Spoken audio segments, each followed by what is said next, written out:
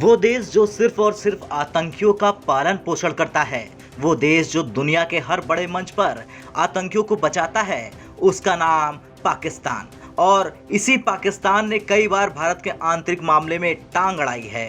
इस बार भी कुछ ऐसा ही हुआ जब पाकिस्तान ने असम में हुई हिंसा का इस्तेमाल करते हुए भारत और भारत के दोस्त सऊदी अरब और यूएई के खिलाफ एक दुष्प्रचार अभियान शुरू कर दिया है। इस खबर की पुष्टि टाइम्स ऑफ इजराइल ने की है। टाइम्स ऑफ इजराइल की एक रिपोर्ट की माने तो इसमें ये लग रहा है कि दुष्प्रचार अभियान का लक्ष्य भारत है, जबकि सच्चाई ये है कि इसके निशाने पर सऊदी अरब और यूएई थी।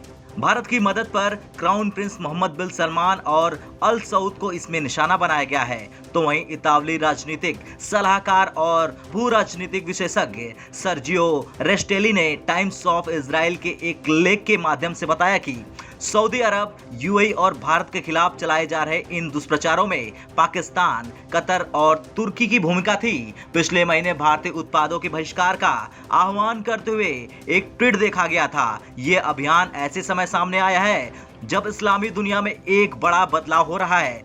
इन बदलावों के तहत कतर स्थित एक कट्टरपंथी राजनीतिक धार्मिक गुट और मुस्लिम ब्रदरहुड के वर्चस्व वाले तुर्की और पाक का एक गठजोड़ इस्लामी चरमपंथियों का नया केंद्र बन रहा है। इसके आगे सर्जियो ने डिसइन्फो लैब की रिपोर्ट का हवाला दिया और कहा कि गलत सूचनाओं पर जारी युद्ध का वास्तविक लक्ष्य सऊदी अरब और यूएई ही है। ये पहली बार नहीं जब कतर, तुर्की, पाकिस्तान गठबंधन पिछले कुछ समय से सऊदी अरब और यूएई को निशाना बना रहे हैं। लैब रिपोर्ट बताती है कि इस आर्थिक बहिष्कार के लिए अकेले भारत को लक्षित नहीं किया गया, बल्कि फ्रांस को भी निशाना बनाया गया। इसके साथ ही इस्लामोफोबिया के नाम पर पाकिस्तान एक नया ब्लॉक तैयार करने की कोशिश कर रहा है, जिसमें उसके साथ कतर और तुर्की शामिल है। ये तीनों देश मुस्लिम ब्रदरहुड के नाम पर कतर को इस्लामिक कट्टरपंथियों के लिए नया अड्डा बनाने की कोशिश कर रहे हैं। वहीं जो देश इनके खिलाफ हैं, उन देशों में मजहबी उन्माद भरने की कोशिश कर रहे हैं ताकि वो देश दबाव में आकर इनकी बात मानने को तैयार हो जाएं। खैर, ये तीनों देश आतंकवाद, कट्टरपंथ और इस्लामवाद को हथियार बनाकर लोगों को उकसाने का काम करते रहेंगे।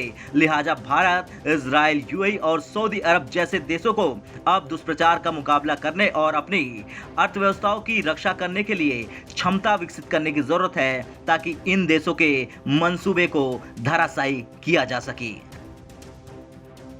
ब्यूरो रिपोर्ट, भारत तक।